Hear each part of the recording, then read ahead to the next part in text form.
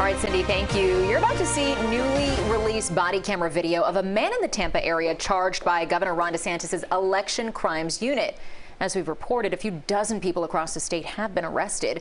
Many say they thought they were legally able to vote. Oh my God, man, what Yes, sir. So unfortunately, right now, we're going to have to take you to jail, but you got a bond right away. You don't have to go to first appearance, nothing like that. So a bond? I didn't do it. What did I do wrong? We don't know. We're not all they did, they sent us over here because you had a warrant.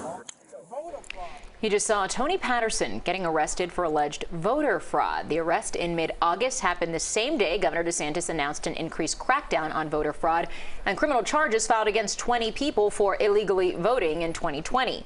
Many of the arrests are former felons who thought they had their voting rights restored, but the governor's office says they were not. All right, joining us now for our team coverage on Florida's election and talk more about this issue is Dr. Sean Foreman, political science chair at Barry University. And Sean, voters in the state of Florida passed a constitutional amendment allowing convicted felons who served their sentences to vote unless they were convicted of murder or a sexual offense. Now we're seeing people getting arrested, like we saw in that video, for voting when they thought they were doing the right thing. It's causing confusion, and some believe it's a form of voter suppression. Is that a valid argument? Good evening, Elliot and Lauren. I think that is a valid argument, that on the one hand, we told people that they could get their right to vote restored after serving their felony sentence.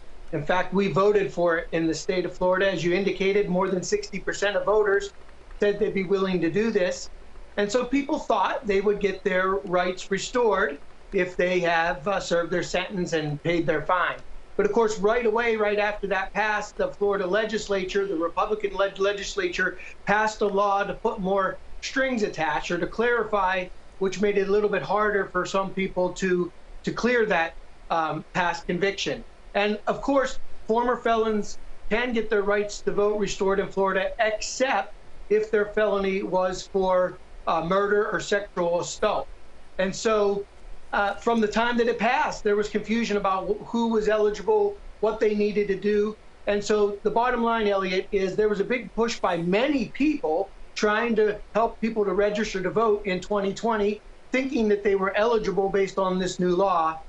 But then a few people got caught up in the details and, surprise, surprise, were actually arrested by Florida law enforcement for illegally casting a ballot. So it's very confusing. I think the people who did it didn't realize that they committed a crime.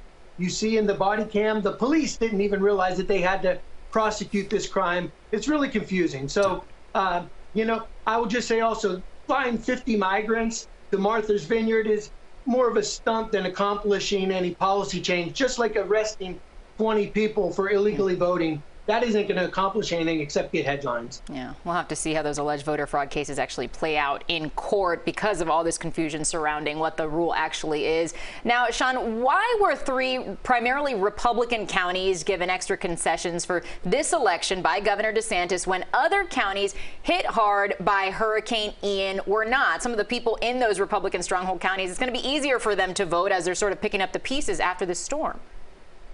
Yeah, so executive order from Governor DeSantis gives Charlotte, Sarasota, and Lee counties greater leeway to have drop boxes or intake boxes to drop off their ballots, which the legislature last year passed a law to reduce the placement of those boxes. But of course, we all know this is an extraordinary circumstance. That area is devastated. People are trying to get their lives back together.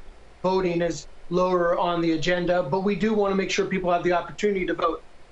So the governor did this. To your question, the governor says, and my understanding is that these 3 counties requested it. The other counties did not. They are Republican majority voters there. Most of the counties impacted by Hurricane Ian were majority Republican voters, except Orange County around Orlando, and that's one that didn't get these special exceptions. But all I'll say is I haven't heard their supervisor of elections calling for it. So, you know, I think that they followed the advice of people on the ground that this is where these exceptions were needed. Okay, well, elections in Florida historically have been very close, so let's see if these issues factor in when the votes are counted. Dr. Sean Foreman, Political Science Chair at Barry University, thank you very much for your insight as we're 3 weeks away from Election Day. Time is ticking.